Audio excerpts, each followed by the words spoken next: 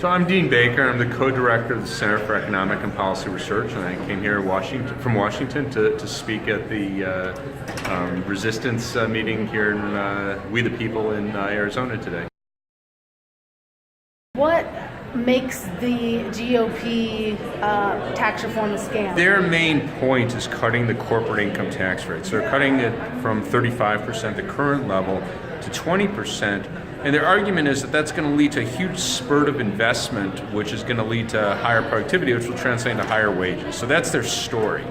And I and other economists have looked at the evidence on this, and there's really nothing to support that. So we actually did this. I mean, we reduced the corporate tax rate in 1986 from 46% to 35%. We didn't see any burst of investment. In fact, the late 80s were the slowest period of investment in the whole post-World War II era.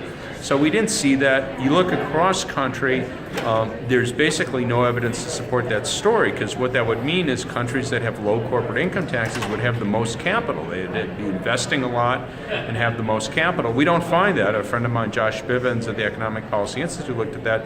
He actually found the reverse, that countries with the lowest tax rates actually had least capital. Now, we're not saying that that's the cause, but the point is there's zero evidence that you'll see that sort of burst in investment. So basically what that means is if you cut the corporate tax rate, that corporations will use that money to pay it back to shareholders. They'll pay it out as dividends, they'll pay it as share buybacks. That's great if you're a shareholder, but most people either aren't shareholders at all or they don't own very much.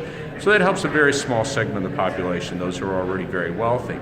Other parts of the story, they're getting rid of the estate tax. As it stands now, a couple could pass on $10 million to their kids and pay zero tax. So the vast majority, 99.8% of estates are untaxed altogether.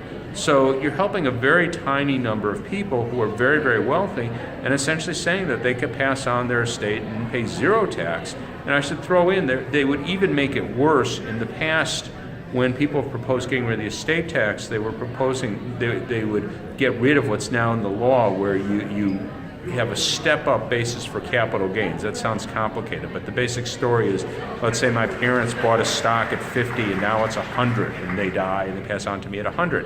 I only pay taxes if I then sell it for 110 on that $10. I don't pay it on going from 50 to 100.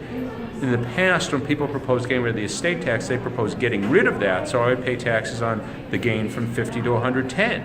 They're saying no, they want to leave that in. So this is just a further giveaway to the very, very wealthy.